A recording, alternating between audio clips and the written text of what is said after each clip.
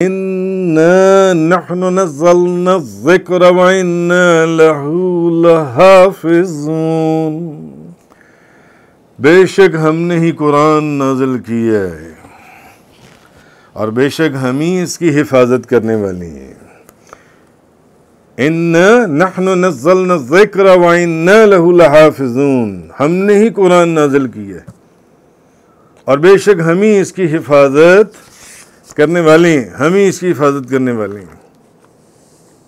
اچھا، اب قرآن مجید کا ایک تو اس کی ظاہری حفاظت ہے اور ایک قرآن مجید کی حقیقی حفاظت ہے۔ اچھا، ظاہری حفاظت میں کیا آئے گا؟ قرآن مجید بہت زیادہ چھپتا ہے، جو کتاب بہت زیادہ چھپتی، ایک کتاب چھپی 500، پتہ نہیں دوبارہ چھپتی ہے نہیں چھپتی، ہر ایک کے ہاتھ میں جاتی ہے نہیں۔ قرآن تو 500 ہزاروں لاکھوں کروڑوں، میرے خیال ہے اربوں اس میں ان کی ایڈیشن چھپ چکی ہوں گے دنیا کے کونے کونے میں۔ یہ تو ظاہری اسباب میں، میں اصل جو آیت مبارکہ ہے اس کی طرف بعد میں آتا ہوں۔ یہ ایک تو یہ وجہ بھی ہے ظاہری اسباب میں قرآن کے محفوظ ہونے کی جون سے ہے۔ اچھا، دوسری وجہ یہ بھی ہے کہ قرآن پاک بہت زیادہ حفظ کیا جاتا ہے قرآن جون سے بہت زیادہ۔ تو قرآن مجید کو لوگ اب کیا ہے کہ لوگوں کے اندر ایک شوق ہے، مسلمان کے اندر، کہ میں نماز تراویح کے اندر قرآن سناؤں کسی طرح، ہے نا؟ کم و بیش خواہش تو آپ کی بھی ہوگی، خواہش آپ کی بھی ہوگی اور خواہش سب کی ہوگی، مگر ہر کوئی نہیں، مگر خواہش تو ہے نا ہر بندے، اس لیے ہر دوسرا بندہ قرآن جو ہے وہ حفظ کرتا ہے۔ تو اب یہ بھی ایک ظاہری اسباب میں سے آتا ہے، اس کتاب کے محفوظ، اس کی حفاظت کے ضمن میں، اور اس کا بہت زیادہ چھپنا وہ بھی اس کی ظاہری اسباب میں سے آتا ہے، اس کتاب کی حفاظت کے ضمن میں، اور اس کتاب کو بہت زیادہ یاد کیا جانا وہ بھی اس کے ظاہری اسباب میں آتا ہے جن سے۔ تو بہرحال اور ظاہری اسباب کے اندر ہی جو ہے وہ مفسرین فرماتے ہیں کہ قرآن پاک کو کتابی شکل میں مصحف میں لکھ کر محفوظ کرنے کا مشورہ حضرت عمر فاروق نے دیا۔ انہوں نے، اور آپ وہ ساری احادیث سن رہی ہیں قرآن پاک کی شروع میں اس کی تفسیر کے اندر، کہ اس میں کتنی مخالفت بھی ہوئی صحابہ کرام کے اندر، ایک آرگومنٹ ہوئی، ایک ڈسکشن ہوئی، اور ایک اس میں سوال جواب ہوئے، تو مگر انہوں نے سٹینڈ لیا، انہوں نے کہا نہیں، قرآن کو مصحف کی صورت کے اندر لے کر آؤ۔ اور اس کے بعد جون سے حضرت عمر نے انہوں نے یہ مشورہ دیا تھا کہ اس کو مصحف میں لکھ کر جون سے اس کو محفوظ کر لیا جائے۔ اور نماز تراویح کے اندر قرآن مجید پڑھ کر سنانے کا طریقہ جون سے یہ بھی حضرت عمر فاروق کی ایجاد ہے۔ یہ دونوں چیزیں حضرت عمر فاروق کے پاس، ان کو یہ کریڈٹ جاتا ہے جانتا ہے۔ تو اس سے معلوم ہے ظاہری اسباب تو یہ ہیں۔ قرآن پاک کا حقیقی محافظ تو اللہ تبارک و تعالی ہے، حقیقی محافظ قرآن کا اللہ تبارک و تعالی ہے، جس نے قرآن کی حفاظت جون سی ہے اس کا فرمایا اس کے اندر، جس کی طرف میں اب آ رہا ہوں۔ لیکن جو ظاہری اسباب میں قرآن پاک کے اس کی حفاظت کے، ایک تو اس کی بہت زیادہ چھپنا ہے، اس کی پرنٹنگ چپے میں دنیا میں پرنٹ ہو رہا ہے نا، اور دوسری کیا چیز ہے، اس کا حفظ کرنا، قدم قدم کے اوپر ہر دوسرا بندہ اس کو حفظ کرنے کی خواہش رکھتا ہے، اور تیسرا حضرت عمر فاروق کا قرآن کو مصحف کی صورت میں لے کر آنا، چوتھا نماز تراویح میں قرآن مجید کو شروع کروانا، یہ حضرت عمر فاروق کو سارا جو بھی ہے یہ صحرا ان کے سر جاتا ہے۔ تو یہ، اور لیکن حقیقی اسباب جو ان سے حقیقی اس کی حفاظت جو ہے وہ اللہ تبارک و تعالیٰ کے ہاتھ میں ہے، جیسے کہ میں نے آپ کو فرمایا اِنَّا نَحْنُ نَزَّلْنَا الذِّكْرَ وَإِنَّا لَهُ لَحَافِظُونَ۔ بے شک ہم نے ہی قرآن نازل کیا اور بے شک ہم ہی اس کی حفاظت کرنے والے ہیں. بڑے زبردست الفاظ ہیں کہ اگر کوئی اعتراض کرے اس کی حفاظت کے اوپر، جو کام تورات، انجیل، زبور وغیرہ میں ہوا ہے، اگر اس کی حفاظت کے اوپر کوئی اعتراض کرے جن سے، تو بڑے زبردست الفاظ ہیں قرآن مجید کے جن سے کہ 3 مرتبہ اِنَّا نَحْنُ نَزَّلْنَا، بے شک ہم نے بے شک ہم نے اتارا ہے اسے. اور تاکید کے اوپر تاکید، اور یہ کون کہنے والا ہے؟ اللہ رب العزت کی ذات. ہم نے تو کہنے کا مقصد یہ ہے کہ جو سارے جہانوں کا خالق اور مالک ہے، ہم جن کی فرما روائی کا ڈنکا زمین و فلک، آسمان، فرش، عرش پر بج رہا ہے، ہم نے اس کو اتارا ہے اور ہم ہی اس کے نگہبان ہیں. تم نہیں ہو، ہم ہیں اس کے نگہبان جن سے. اور اس میں کسی قسم کی تحریف یا کمی بیشی کا کوئی امکان ہی نہیں ہے. کیوں؟ کیونکہ اس کی حفاظت کا ذمہ کس نے لیا ہے؟ اللہ تبارک و تعالیٰ نے. اس لیے قرآن پاک میں کوئی تبدیلی ہو سکتی ہے؟ نہیں ہو سکتی. کوئی بندہ تبدیلی کروا سکتا ہے؟ نہیں کروا سکتا. وہ کروڑوں اربوں خربوں روپیہ خرچ کر دے، مگر قرآن کے اندر ایک لفظ کی کمی یا بیشی نہیں کروا سکتا. 14 صدیاں گزر گئیں کم و بیش، اور اسلام کے دشمنوں کی کوششیں، ان کی سازشیں، قرآن کے اندر ایک سورت تو دور کی بات، ایک آیت دور کی بات، ایک لفظ میں بھی رد و بدل نہیں کروا سکے جن سے. ایک لفظ کو بھی چھوڑ دیں، ایک نقطے یا زیر اور زبر کی بھی رد و بدل نہیں کروا سکے جن سے. لاکھوں انسان اس کو اپنے سینوں کے اندر محفوظ کیے ہوئے، لاکھوں انفاق.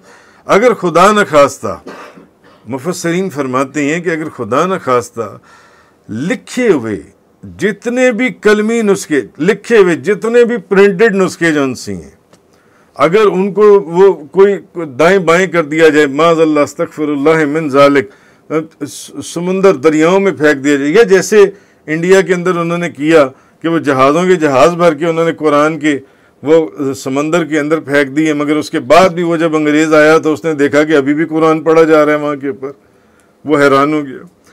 تو تب بھی قرآن جن سے یہ جوں کا توں ہی رہے گا، اور جوں کا توں رہا ہے، اور جوں کا توں آگے بھی رہے گا جن سے ہے، اور اب بھی ہے جن سے.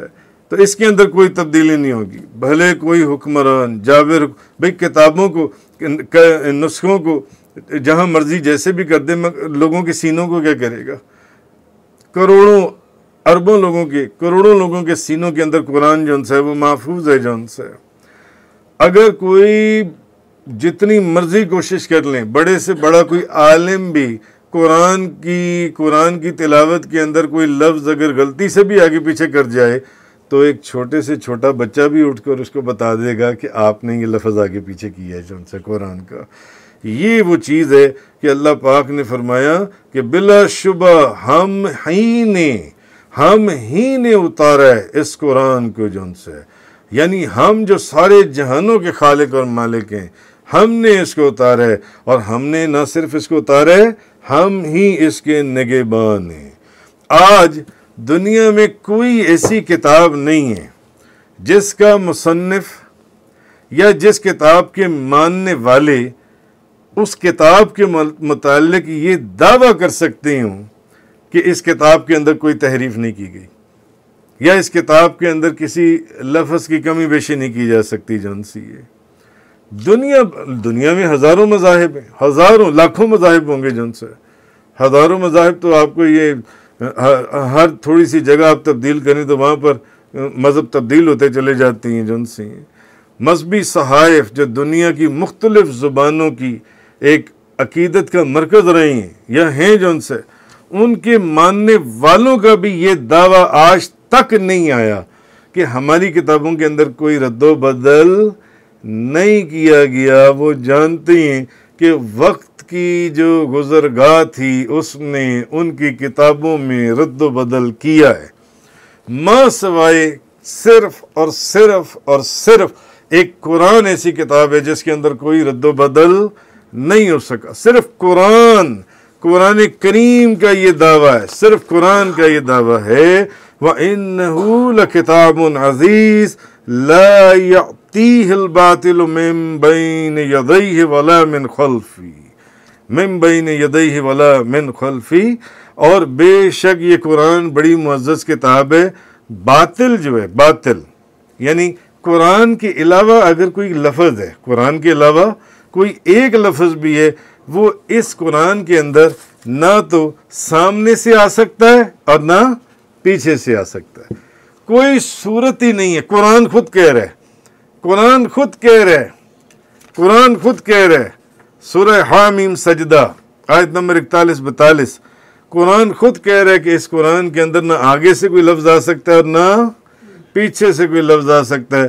اور خود اللہ رب العزت کی ذات فرما رہی ہے اِنَّا نَحْنُ نَزَّلْنَا الذِّكْرَ وَإِنَّا لَهُ لَحَافِظُونَ. بے شک ہم نے ہی قرآن نازل کی ہے اور بے شک ہم ہی اس کی حفاظت کرنے والے ہیں. تو صرف قرآن کا یہ دعویٰ ہے, قرآن کا. اور اس 14 صدیوں کا اتنا طویل عرصہ گزرا, اسلام کا کوئی بدترین بدخواہ دشمن بھی یہ ثابت نہیں کر سکا.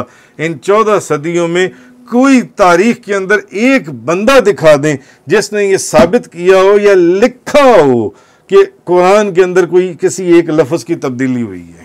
قرآن کے اندر تبدیلی نہیں ہوئی.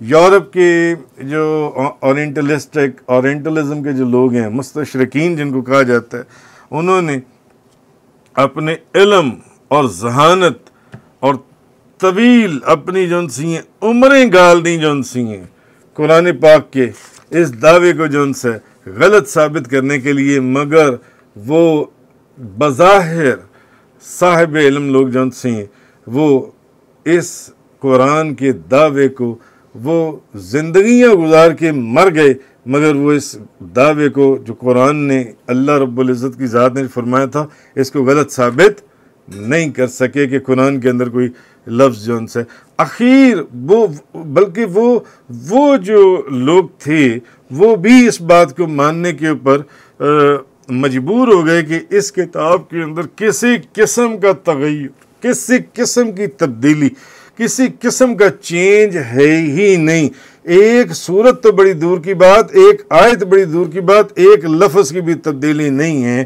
ایک یورپ کا ادھر کا ایک مصنف مستشرقین کے اندر جس نے, یہ وہ شخص ہے میئر, یہ وہ شخص ہے جس نے یہ اسلام کے دشمنوں کے اندر سر فہرست آتا ہے مستشرقین کے اندر, جن سے اسلام اور نبی کریم صلی اللہ علیہ وسلم کی ذات مبارک کے اوپر اس نے جو زہر اگلا ہے وہ آپ سوچ بھی نہیں سکتے اس شخص نے جون سا ہے. مگر اس شخص کو بھی اپنی کتاب کے اندر لکھنا پڑا قرآن پاک کے متعلق. وہ لکھتا ہے کہ there is probably in the world no other book which has remained 12 centuries with so pure a text. وہ بندہ بھی لکھنے کے اوپر مجبور ہو گیا. اس نے کہا کہ قرآن کے علاوہ کوئی ایسی کتاب نہیں ہے جس کا متن 12 صدیوں کے اندر جن سے اس طرح ہر قسم کی تحریف سے پاک رہا ہو. اور یہ وہ بندہ ہے جس نے اسلام اور بانی اسلام نبی پاک صلی اللہ علیہ وسلم کے متعلق اس شخص نے بہت بکواس کی اور بہت اس نے زہر گھولا جو ان سے. بہرحال تو قرآن کا یہ جو دعویٰ, قرآن نے کہا کہ قرآن میں کسی لفظ کو نہ تو کم کیا جا سکتا ہے نہ ہی زیادہ کیا جا سکتا ہے. اِنَّا نَحْنُ نَزَّلْنَا الذِّكْرَ وَإِنَّا لَهُ لَحَافِظُونَ. بے شک ہم نے قرآن مجید کو نازل کیا اور بے شک ہم ہی اس کے محافظ ہیں. تو اس آیت میں یہ جو دعویٰ کیا گیا کہ اللہ قرآن کا محافظ ہے, اس لیے اس میں نہ تو کوئی صورت بلکہ کوئی آیت بلکہ کوئی لفظ بلکہ اس کی زیر زبر کوئی نقطہ بھی آج تک تبدیل نہیں ہوا اور نہ ہوگا۔ قرآن کے اندر 14 صدیاں گزر گئیں، یہ چیلنج جو ہے اسلام کے کا کٹر سے کٹر مخالف جو ہے وہ بھی یہ ثابت نہیں کر سکا۔ کیوں؟ کیونکہ قرآن نے کہا تھا، جو میں نے ابھی سورہ حامیم سجدہ کی آپ کے سامنے آیت پڑھی، کہ جس میں اللہ پاک نے کیا فرمایا کہ باطل یعنی قرآن کے علاوہ کوئی لفظ نہ اس میں سامنے سے آ سکتا ہے، نہ اس کے اندر پیچھے سے آ سکتا ہے۔ ہم نے اس کا کوئی ایسا راستہ رکھا ہی نہیں ہے کہ جس سوراخ سے یا جس راستے سے کوئی بندہ اس کے اندر کوئی تبدیلی کر دے۔ تو اس آیت میں یہ بتایا گیا ہے، اصل میں جو اس آیت کی بات ہے وہ یہ کہ قرآن پاک میں نہ کسی لفظ کو بڑھایا جا سکتا ہے، نہ کسی کو کم کیا جا سکتا ہے۔